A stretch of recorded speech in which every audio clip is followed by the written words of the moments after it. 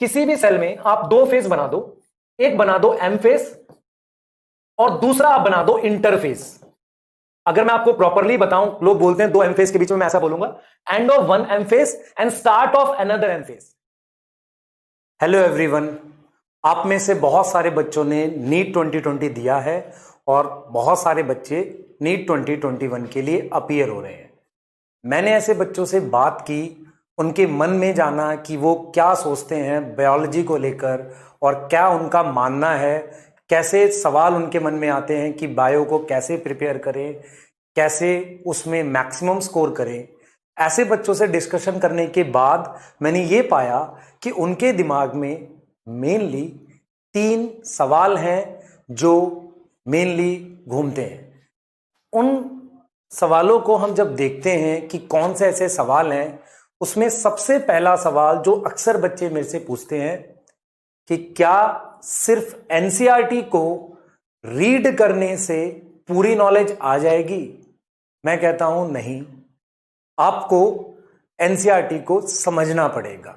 सिर्फ रीड करने से एनसीईआरटी नहीं आएगी। ऐसे बहुत सारे एग्जाम्पल हैं। फॉर एग्जाम्पल एवोल्यूशन चैप्टर में कुछ ऐसे वर्ड्स लिखे थे, स्टोकेस्टिक, क्लियर, ऐसे वर्ड्स लिखे हुए कि एवोल्यूशन इज अ प्रोसेस और result of process, clear. Chemiosmotic hypothesis में कुछ ऐसी डिटेल्स हैं। तो ऐसे बहुत सारे चैप्टर्स हैं जहां पर एनसीईआरटी को आपको अंडरस्टैंड करना है, सिर्फ रीड करने से नहीं आएगी। दूसरा क्वेश्चन जो बच्चे मेरे से बात करते हैं और वो ये पूछते हैं कि हम टेस्ट सीरीज अटेम्प्ट करते हैं और टेस्ट सीरीज में हमारा स्कोर वो टच नहीं कर पाता 300 को, हम पूरी कोशिश करते हैं। ऐसे बच्चों को मैं कहूंगा कि कहीं ना कहीं आपकी कॉन्सेप्चुअल क्लैरिटी नहीं है। उन 2 ऑप्शन में आप हमेशा गलत करते हैं। तो कॉन्सेप्चुअल क्लैरिटी कहां से आएगी? जब आप किसी प्रॉपर सोर्स से, प्रॉपर तरीके से एनसीईआरटी को डीपली पढ़ेंगे। मस्त प्लान है। डीपली पढ़े होने का मतलब आप समझ पाएंगे मेरे लेक्चर से कि कैसे हम एनसीईआरटी को बहुत डीपली पढ़ सकते हैं। तीसरा, मुझे आजकल ऐसे बच्चों के मैसेज आ रहे हैं कि सर हमने 250 से ऊपर स्कोर कर लिया है, हमने अराउंड 300 स्कोर कर लिया है, इस साल नीट नहीं हो रहा है, तो क्या हमें सेम स्ट्रेटेजी यूज करनी है? क्या मुझे मतलब दोबारा से बायो उतनी ही प्रिपेयर करनी है? मैं कह रहा हूं भाई उससे ज्यादा मेहनत करनी है, क्योंकि आपका स्कोर कम इसलिए रहा इतने इजी पेपर में, कहीं ना कहीं आपके कॉन्सेप्ट्स, आपके एरर ज्यादा हैं। तो आपको अभी भी उतनी मेहनत करनी है और ज्यादा मेहनत करनी है। वो सबसे गलत अप्रोच होती है जिसे हम कहते हैं मोनो सब्जेक्ट अप्रोच, जहां पर बच्चा क्या कर रहा है, एक सिंगल सब्जेक्ट को अभी 6 महीने तक घिसता रहेगा, उसका कभी सिलेक्शन नहीं हो सकता। तो ऐसे बहुत सारे सवालों के जवाब मैं आपको दूंगा इस प्लेटफॉर्म पर as a biology guide, as a biology mentor. मेरा नाम है तरुण कुमार।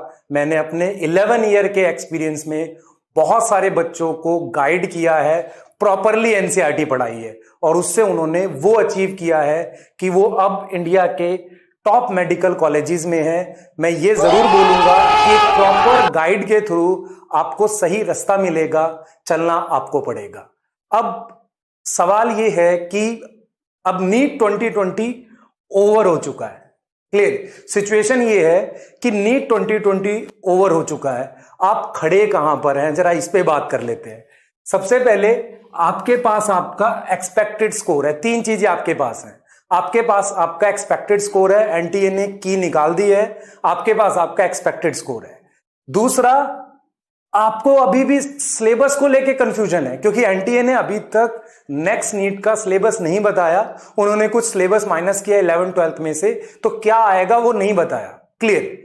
तीसरी सिचुएशन जो रियल सिचुएशन है, बाकी दोनों वर्चुअल है, कि अगले नीट के लिए टाइम बहुत कम है। क्योंकि अगर आप ध्यान से देखें, ये दोनों चीजें आपके कंट्रोल में नहीं है, क्लियर। तो अगर आप रियल सिचुएशन फील कर सकें कि नेक्स्ट नीट के लिए टाइम कम है, तो आपको समझ आएगा। टाइम कम है ये तब पता चलता है जब आपको डिस्टेंस कितना कवर करना है ये पता हो। तो इवन अगर एनटीए सिलेबस कट कर देता है तो भी मेरे पास लगभग अराउंड 90 चैप्टर्स भी होंगे करने के लिए। और टाइम कितना है, अगर मैं 6 मंथ जोड़ूं तो अराउंड मेरे पास 6 to 7 मंथ में 28 वीक्स बनेंगे। और अगर मैं इस टाइम को उसमें लेकर जाऊं कि इतने टाइम पहले आपको सिलेबस फिनिश करना है, तो आप ये सोचिए कि अराउंड आपके पास 22 से 24 वीक हैं जिसमें आपको इस सिलेबस को कंप्लीट करना है। तो टाइम कम है, ये रियल सिचुएशन है। तो अब सवाल ये उठ रहा है कि करना क्या है। क्लियर? करना क्या है? करना ये है बेटा, आपको अभी से प्रिपेयर करना स्टार्ट करना है। फिर से स्टार्ट करिए। अगर कोई कहता है मेरा लो स्कोर था, तो मैं कह रहा हूं भाई मेहनत करो, आएगा। कोई कहता है बहुत लो था, तो ज्यादा मेहनत करो, क्योंकि जब तक आपको खुद पर यकीन नहीं होगा तब तक आप अगले नीट में मत जाइए, क्योंकि सेल्फ बिलीफ बहुत इंपॉर्टेंट है। अब मैं चाहूंगा कि आपको एक बेसिक्स ऑफ सेल साइकिल पढ़ाऊं और उस टॉपिक पे आपको ये समझाऊं कि है क्या एग्जैक्टली। सबसे पहले जो चैप्टर हमें बोल रहा है, हमें बता रहा है, ये चैप्टर क्या बता रहा है कि सेल डिवीजन जो है, सेल डिवीजन ये काफी इंपॉर्टेंट प्रोसेस है। मतलब सेल का डिवाइड होना, एक सेल से ऐसे 2 डॉटर सेल बनना, ये काफी ज्यादा इंपॉर्टेंट प्रोसेस है ना, काफी ज्यादा इंपॉर्टेंट प्रोसेस है। पर मैं जब बहुत सारे सेल्स को ऑब्जर्व करता हूं, मान लो ये तो मैंने कहा कि सेल डिवीजन बहुत इंपॉर्टेंट प्रोसेस है, लेकिन जब मैं बहुत सारे सेल्स को ऑब्जर्व करता हूं तो मुझे ये मिलता है कि सिर्फ सेल डिवीजन ही नहीं, मेरे पास कुछ और भी प्रोसेस हैं जो सेल में बहुत इंपॉर्टेंट है। जैसे कि मैं नाम लिख रहा हूं डीएनए रेप्लिकेशन। डीएनए रेप्लिकेशन भी एक बहुत इंपॉर्टेंट प्रोसेस है जो आप अब आगे जाके देखेंगे भी। एक मैं नाम लिख रहा हूं बेटा, एक नाम मैं और लिख रहा हूं सेल की ग्रोथ। तो जब इतने सारे इंपॉर्टेंट प्रोसेस हैं तो मैंने क्या किया, मैं फिर इस चीज को बोल रहा हूं बेटा, हमने क्या किया, हमने उनको फेजेस में डिवाइड कर दिया। हमने उनको क्या करा, फेजेस में डिवाइड कर दिया। तो आप एक चीज समझिए, सेल की लाइफ में फेज वगैरह नहीं होते, ह्यूमन ने कुछ चेंजेस को नाम दिया है फेजेस का। और अगर मैं कहूं सबसे पहला फेज मैं आपको कह देता हूं, ये सेल डिवीजन का फेज है, जिसे मैं एम फेज कह रहा हूं। एम फेज मतलब सेल डिवाइड कर रहा है। क्लियर?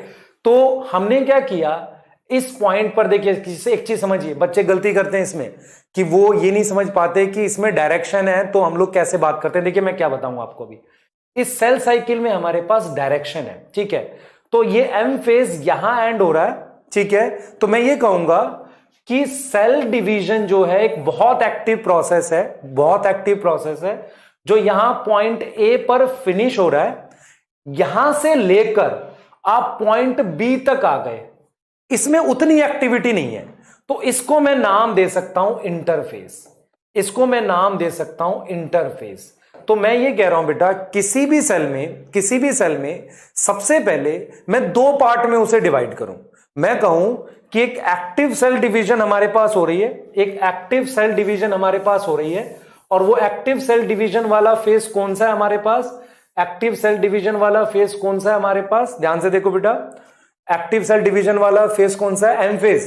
अच्छा, उसके बाद जो भी कुछ है उसको एक गैप में डाल दो। तो इसका मतलब ये हुआ, किसी भी सेल में आप 2 फेज बना दो, एक बना दो एम फेज और दूसरा आप बना दो इंटरफेज। अगर मैं आपको प्रॉपरली बताऊं, लोग बोलते हैं 2 एम फेज के बीच में, मैं ऐसा बोलूंगा, end of 1 M phase and start of another M phase. Clear? इसके बीच के गैप को मैं क्या बोलता हूं, इंटरफेज। अब ये जो इंटरफेज है, इसको एनसीईआरटी रेस्टिंग फेज भी लिख रही है। अब ये रेस्टिंग किस सेंस में लिख रही है, बच्चे इसको क्विसेंट मान लेते हैं। नहीं, रेस्टिंग फेज का मतलब है as compare to this M phase, बाकी इन सब में उतने चेंजेस नहीं है। क्लियर? तो मैंने ये बोला कि cell division is a very important phase of cell cycle. उसके अलावा जो भी है उसे हम इंटरफेज कह रहे हैं। क्लियर? तो इंटरफेज में, जिसे मैं रेस्टिंग फेज भी कह रहा हूं, उसमें भी कुछ चेंजेस हैं। मैं फिर इसको रिपीट करूंगा, मैं इस बात को बेटा 3-4 बार रिपीट करूंगा अलग अलग टॉपिक में इसी चैप्टर के, कि फेज हमने बनाए हैं, रियल में प्रोसेस कॉन्टिन्यूअस था, और फेजेस बनाने का मेन पर्पस है चेंजेस को नाम देना। मतलब कुछ चेंजेस जो हैं उनको हमने नाम दिए हैं, जैसे कि इंटरफेज में भी मैंने चेंजेस को नाम दे दिए G1 phase, S phase, G2 phase. सबसे पहले मैंने क्या कहा, सेल डिवीजन M फेज में हो रही है। उसके बाद एक बहुत इंपॉर्टेंट फेज है जिसका नाम रख देते हैं S फेज। S फेज में डीएनए रेप्लिकेशन हो रही है। हमारे पास क्या हो रहा है बेटा, S फेज में हमारे पास बेसिकली क्या हो रहा है, डीएनए रेप्लिकेशन हो रही है। बेसिकली एस फेज में क्या हो रही है, एस फेज कह रहे हैं इसे, एस फेज में बेसिकली क्या हो रही है, हमारे पास डीएनए रेप्लिकेशन हो रही है। तो एस फेज में आपके पास डीएनए डबल हो रहा है, ठीक। तो हमने ये बोला कि अभी सेल 8:10 पे मान लो डिवाइड हुआ है और उसने अपना डीएनए रेप्लिकेशन 9 बजे स्टार्ट किया है। तो वो जो टाइम गैप लिया उसने, उसमें वो क्या कर रहा है उस पर बात नहीं कर रहे अभी, वो जो उसने टाइम गैप लिया उसे हम कहते हैं G1। तो what is G1 phase, gap between this cell division and DNA replication. आप एक चीज समझो बेटा इस बात को, गैप बिटवीन किसके बीच का गैप है भाई, सोचो, गैप बिटवीन दिस हमारे पास सेल डिवीजन और दिस डीएनए रेप्लिकेशन। अब आप सोचिए जरा, मान लीजिए डीएनए रेप्लिकेशन कंप्लीट हुई हमारे पास, मान लेते हैं 9:30 पे, क्लियर। तो 9:30 से लेकर उसने दोबारा एम फेज स्टार्ट किया अराउंड मान लेते हैं 10 o'clock। तो इसका मतलब जो उसने सेकंड गैप लिया, कुछ प्रिपरेशन करनी थी, उसे हमने G2 बोला। तो मैं पॉइंट को समराइज कर रहा हूं कि सेल डिवीजन सबसे इंपॉर्टेंट फेज होता है।